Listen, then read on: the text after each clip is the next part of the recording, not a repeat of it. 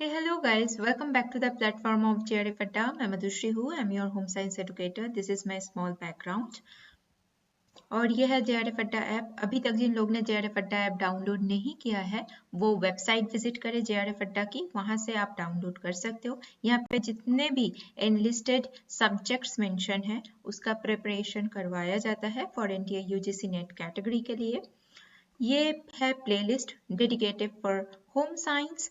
तो आप JRF अड्डा के जो चैनल है उसमें प्लेलिस्ट पे जाना. होम साइंस सेक्शन पे आपको जितने भी वीडियोस अभी तक के हैं वो आपको मिल जाएगा.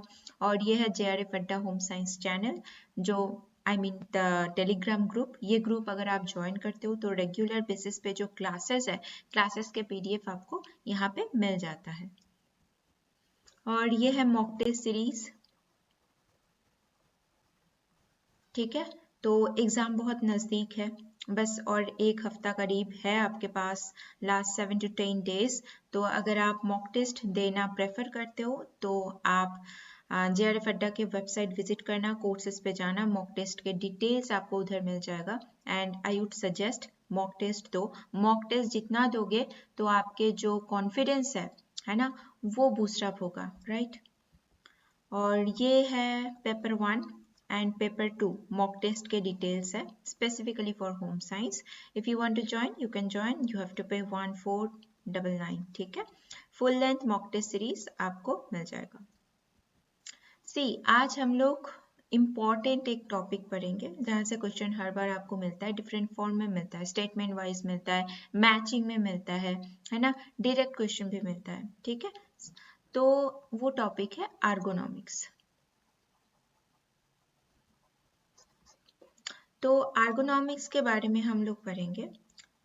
बहुत सारे स्टूडेंट्स मुझे, आप लोग में से कोई स्टूडेंट मुझे बोला था कि मैम आर्गोनॉमिक्स वाले जो टॉपिक है वो थोड़ा डिफ़िकल्ट लगता है, तो आप एक बार करवा दो.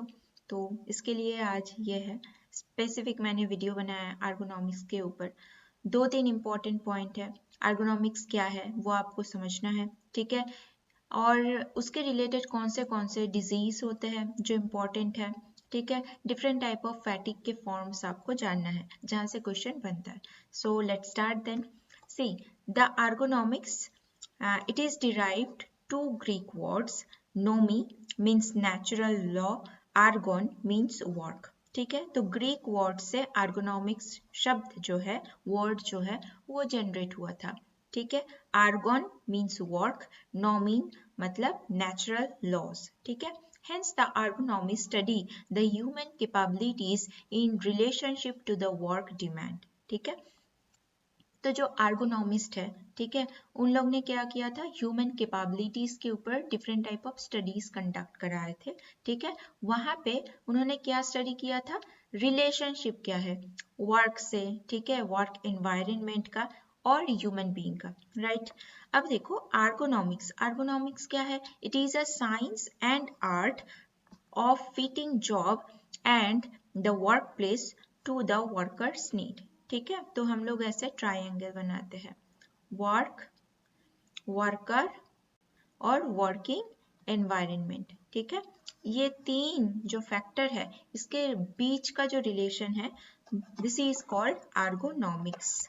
ठीक है, इट, और एक इम्पॉर्टेंट पॉइंट है, ठीक है, ये याद रखना, स्टेटमेंट में पूछा जा सकता है, असर्टेशन रीजनिंग में भी कभी कभार आ सकता है कि ergonomics is both science and as well as art.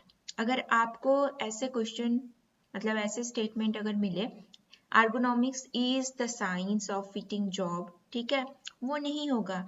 It is science plus art, right. It is a way to make jobs task fit to the employees better. It is a way to make work easier.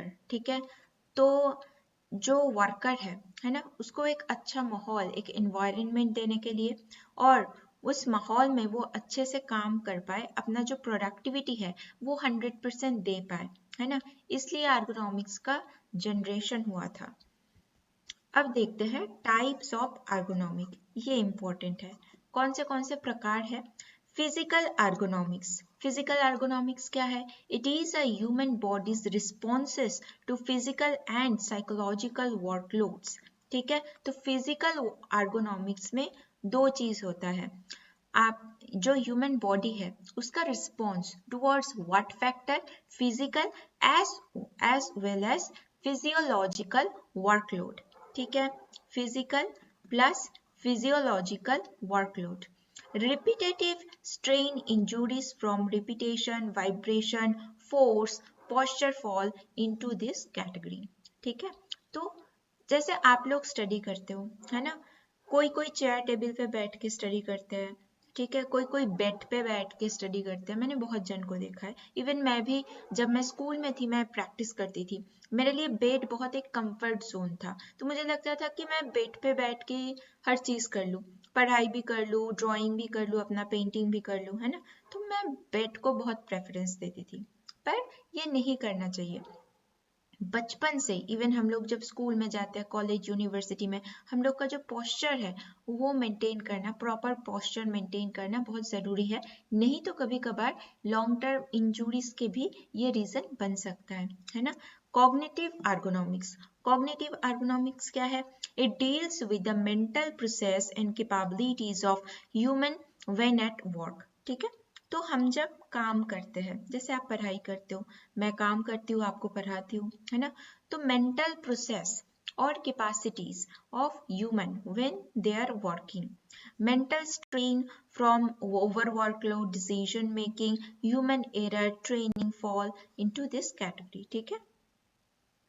तो एक व्यक्ति अगर लगातार काम कर रहे हैं, है ना, तो उसका ना मेंटल जो थिंकिंग कैपेबिलिटीज है उस पर इफेक्ट पड़ेगा, वो हमें अपना जो 100% है वो दे नहीं पाएगा, ठीक है। ह्यूमन एरर आएगा, ठीक है। इसके साथ साथ व्यक्ति में क्या देखने के लिए मिलेगा? फैटिक, साइकोलॉजिकल फैटिक देखने के लिए मिलेगा। अगर फिजिकल एर्गोनॉमिक्स में अगर एक व्यक्ति लगातार काम कर रहा है, रिपीटेटिव पोस्चर में, वाइब्रेशन में, फोर्स में, ठीक है, तो तब क्या देखने के लिए मिलेगा? Physical fatigue, right. आगे जाके हम लोग फैटिक पढ़ेंगे, तो पहले जान लो फिजिकल एर्गोनॉमिक्स, या फिजिकल अगर एर्गोनॉमिक्स किसी व्यक्ति का बिगड़ जाए तो उसमें क्या होगा? फैटिक फिजिकल, और कॉग्निटिव में साइकोलॉजिकल। द ऑर्गेनाइजेशनल एर्गोनॉमिक्स, तो तीन प्रकार के एर्गोनॉमिक्स है, physical, cognitive and organisational. Organisational ergonomics क्या है? deals with the organizational structures, policies and processes in the work environment, such as shift of the work, scheduling, job satisfaction, motivation, supervision, teamwork, telecommunicating and ethics. So those factors are related to organizational ergonomics, very important है। कभी organizational ergonomics से question नहीं पूछा गया है, आगे जाके आ सकता है। याद रखना कि work organisational ergonomics, it is related to work environment, work culture, scheduling, job satisfaction, motivation, supervision, teamwork, ठीक है। Those are the key point related to organizational ergonomics. अब देखो objective क्या है? The objective to improve the efficiency of the operation by taking into the account a typical person size, strength, speed, visual acuity, physiological stress such as fatigue, speed of decision making, demands of memory and the perception, ठीक है। To improve the efficiency first point है, ठीक है। To maximise the productivity, ठीक है। तो improve और increase the productivity और maximise the productivity while lowering the risk of musculoskeletal disorder or MSD, ठीक है। To improve the productivity, lowering what? MSD, musculoskeletal disorder. MSD develop as a result of long-term exposure to the combination of the ergonomic factors such as repetition, high forces, awkward postures. Examples of MSD include the carpal tunnel syndrome, फिर tendonitis, फिर back disorder, ठीक है। तो MSD का भी आपको example याद रखना है। MSD का मतलब क्या है, ठीक है, और कब होता है, और इसका सिंड्रोम क्या क्या है। बैक डिसऑर्डर हो सकता है, टेंडोनाइटिस हो सकता है, कार्पल टनल सिंड्रोम हो सकता है। अब देखो effects of ergonomics. Two classification of ergonomics injuries are cumulative trauma disorder, it is also called CTD, ठीक है, विच इज एक्सपोजर ड्रिवन। फिर है स्ट्रेन स्प्रेन्स, ठीक है, और इंस्टेशनस मतलब इंस्टेंट होता है, इवेंट ड्रिवन, ठीक है। तो दो प्रकार की है, CTD जो है वो एक्सपोजर ड्रिवन है और जो स्ट्रेन स्प्रेन है वो इवेंट ड्रिवन है। फिर CTD जो है cumulative trauma disorder, injury to the soft tissue caused by prolonged exposure of multiple ergonomic risk factor, typically develop in small body segments like finger, wrist, elbow and neck। इसका जो नाम है याद रखना फुल फॉर्म के साथ। अब देखो एग्जाम्पल ऑफ CTD। फर्स्ट क्या है, टेंडन डिसऑर्डर या टेंडोनाइटिस भी इसको बोला जाता है। इन्फ्लेमेशन ऑफ द टेंडन और टेंडन शीथिंग क्लॉज the repeated rubbing against the ligament bone etcetera. Lateral epicondylitis, ठीक है, टेनिस एल्बो भी इसको बोला जाता है। Nerve disorder, compress of nerve from the repeated or the sustained exposure to a sharp edges, bones, ligaments and tendons, ठीक है। It is also called carpal tunnel syndrome।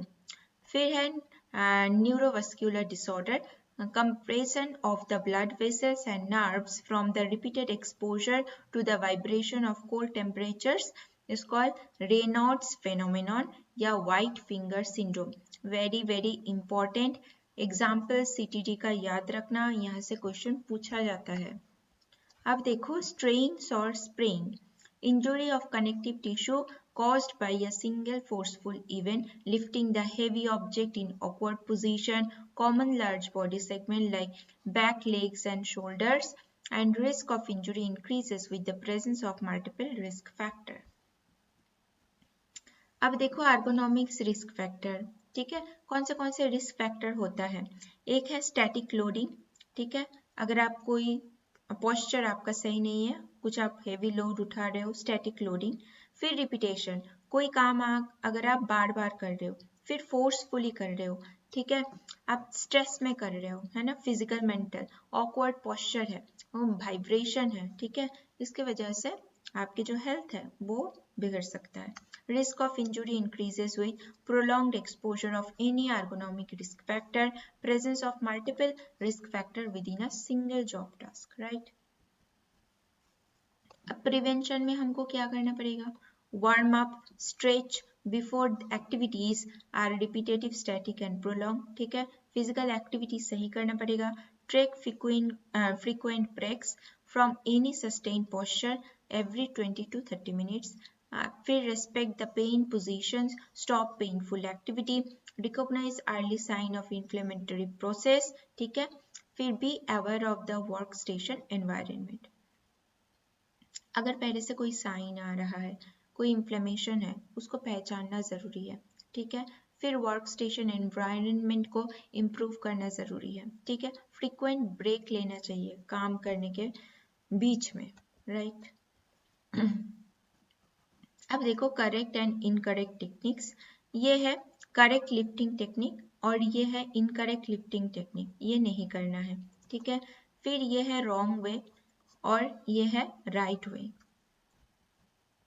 आप practice wellness at work and home क्या कर सकते हो, आप regular exercise कर सकते हो, गुड न्यूट्रिशनल हैबिट बिल्डअप कर सकते हो और अपने माइंड को और फिजिकल बॉडी को भी रिलैक्सेशन की बहुत ज़रूरी होता है, राइट, क्योंकि हम लोग तो रोबोट है नहीं, 24 घंटे हम काम नहीं कर सकते, तो रिलैक्सेशन बहुत ज़रूरी है। तो एक रिमाइंडर है, मूव WHO के अकॉर्डिंग 10,000 मतलब वर्ल्ड हेल्थ ऑर्गेनाइजेशन के अकॉर्डिंग 10,000 स्टेप्स हर रोज आपको करना है if you want to be fit और एक्टिव, ठीक है। तो 10,000 स्टेप, तो 10,000 स्टेप तो कभी हो नहीं पाता है। मैंने एक दिन कोशिश किया था, मुझसे लाइक 5,000 मैक्स हुआ था, तो 10,000 मतलब और भी करना पड़ेगा वर्कआउट, जो मुझसे होता नहीं, कभी भी नहीं होता है। तो आप लोग कोशिश करना, पर 10,000 स्टेप्स हमेशा करना चाहिए, हर रोज करना चाहिए, अच्छे से स्ट्रेच करना चाहिए, ब्रीथ करना चाहिए, रिलैक्सेशन, ठीक है। अब देखो advantages, the benefits of applying ergonomic principle क्या है? मैक्सिमाइज प्रोडक्टिविटी, आपका जो प्रोडक्टिविटी है वो इम्प्रूव हो जाएगा, एफिशिएंसी इम्प्रूव होगा, इवन क्वालिटी ऑफ वर्क भी इम्प्रूव होगा, reduce MST musculoskeletal disorder, risk of eliminating and minimising the ergonomic risk factor, improve employ moral, cost of saving associated with injury related absenteeism, फिर treatment, new hire training, ठीक है, it can help to do work safely, it can make you more comfortable and prevent the injuries, ठीक है। अब है fatigue. फैटिक क्या है और क्यों होता है? फैटिक से लगातार 2-3 बार क्वेश्चन आया था, तो ये वाला पोर्शन आपको पढ़ के जाना है। क्या है? Fatigue is often described as lack of energy and motivation, both physical and emotional, ठीक है। सिर्फ फिजिकल फैटिक नहीं होता है, इमोशनल भी होता है। It is a different then sleepiness and drowsiness which describe need for sleep. Fatigue is also response to physical and mental activities. Normally, fatigue can also be resolved with the rest and reducing activity. And fatigue is common complaint related to the health issues. अब physical फैटिक क्या है? ठीक है, तो basically फैटिक जो क्या है, वो अगर आप कोई चीज़ कंटिन्यूअस करते हो तो वो चीज़ आपके लिए मोनोटोनस हो जाता है, उसके बाद आप ड्राउजी फील करते हो, आपको काम करने का जो इच्छा है वो प्रॉपर नहीं रहता है, ठीक है। और it could be physical as well as emotional और मेंटल साइकोलॉजिकल, ठीक है। फिजिकल फैटिक क्या है? फिजिकल फैटिक को मसल फैटिक भी बोला जाता है, and it's a temporary physical inability of the muscle to perform optimally. The onset of the muscle fatigue during the physical activity is gradual, depends upon the individual's level of physical fitness. Other factors include sleep deprivation and overall health. Psychological fatigue क्या है? It is described as a subjective unpleasant symptom which incorporates total body feeling ranging from tiredness, exhaustion, creating unrelating overall condition which interferes physical, cognitive and emotional performance. ठीक है, तो psychological fatigue क्या है? कभी कभी ना हम लोग ऐसे महसूस करते हैं पूरे दिन में कुछ करने का मन ही नहीं करता है, हर चीज़ मोनोटोनस लगता है ना, लगता है कि यार ब्रेक ले लूँ, अच्छा नहीं लग रहा है, तो इट्स नॉर्मल, ये अब नॉर्मल नहीं है, ठीक है। क्योंकि हम जो हर रोज़ करते हैं, जैसे मैं, ठीक है, आप जैसे आप लोग बोलते हो कि मैम सैटरडे संडे क्लास नहीं है यूट्यूब पे, है ना, तो यार देखो मंडे टू फ्राइडे हम लोग क्लास लेते हैं, कंटिन्यूअस क्लास लेते हैं, आप भी आते हो, मुझे पता है अगर मैं आपकी जगह हूँ, स्टूडेंट्स हूँ, ठीक है, तो मैं आपसे एक टीचर से मैं एक्सपेक्ट करूँगी कि टीचर आए क्लास ले, पर टीचर भी ह्यूमन बीइंग है, राइट, उनको भी ज़रूरत है रेस्ट की, नहीं तो कैसे पढ़ाएंगे, नहीं पढ़ा पाएंगे, ठीक है। तो कभी कभी ना बोर्डम हो जाता है, फ्रस्ट्रेशन हो जाता है, हर लोग का होता है, and this is normal, quite normal, तो उस टाइम ब्रेक लेना बहुत ज़रूरी है। तो ब्रेक के बाद आपका जो प्रोडक्टिविटी है वो इंक्रीज हो जाएगा। जैसे कभी कभार, अभी तो मान लो एग्ज़ाम बहुत पास है, नहीं तो कोई लॉन्ग टर्म से अगर प्रिपरेशन कर रहे हो, है ना, कभी कभार आप 10 दिन में एक बार 2 दिन के लिए ब्रेक ले लो, देखना आपके ना मन से आएगा कि नहीं यार बहुत रेस्ट कर लिया, अभी मुझको पढ़ना चाहिए, है ना, तो ये ब्रेक लेना बहुत ज़रूरी है, ठीक है। नाउ अब देखो व्हाट इज बोर्डम फैटिक। दो प्रकार के फैटिक होता है, साइकोलॉजिकल फैटिक, एक तो है बोर्डम फैटिक, दूसरा क्या है, फ्रस्ट्रेशन फैटिक, ठीक है। ये दो टर्मिनोलॉजी याद रखना, और कब होता है, क्यों होता है, आइए जान लेते हैं। फर्स्ट है बोर्डम फैटिक। बोर्डम फैटिक क्या है? This results from non coincidence of experiencing two durations of the time and that work being slow and irksome, and there's a mind which longs to be elsewhere. We experience the activity continuing without change of the mind, receding eager and change. ठीक है, basically अगर कोई व्यक्ति काम करने से bore हो जाता है, उस पीरियड में बोर्डम फैटिक देखने के लिए मिलता है। अब फ्रस्ट्रेशन फैटिक क्या है? It is a psychological फैटिक of frustration और रिपीटेटिव कोई पैटर्न अगर काम हो रहा है उसमें फ्रस्ट्रेशन फैटिक देखने के लिए मिलता है। This may be regarded the experimental pattern arising conflict situation, ठीक है। Alignment individual may be describe the aversion, ठीक है। Particular event involves feelings of limpness, bodily discomfort, general tension, undesirables such as inadequacy of activity. These feelings discomfort aversion of work. When the plans fail, workout goals cannot be reached out and when the conflict of the situation arises, ठीक है। तो आप कोई काम कर रहे हो, काम नहीं बन रहा है, कोई आप मैथ सॉल्व करने की कोशिश कर रहे हो, नहीं बन रहा है, तो फ्रस्ट्रेशन होगा। उससे धीरे धीरे अगर वो चीज़ आपके बिहेवियर में आ जाए तो वो फैटिग में कन्वर्ट हो जाता है, राइट। तो आज के लिए इतना था। आई होप आपको एर्गोनॉमिक्स समझ में आया है। बहुत ही इंपॉर्टेंट पॉइंट है, अच्छे से प्रिपेयर करते हुए जाना। ये मेरा डेली क्लास का स्केड्यूल है, यूट्यूब में 8 बजे से रहता है, Monday to Friday. Paid session JRF Adda app पे चलता है 9 बजे से, सैटरडे, संडे और Wednesday. And thank you for joining today's class.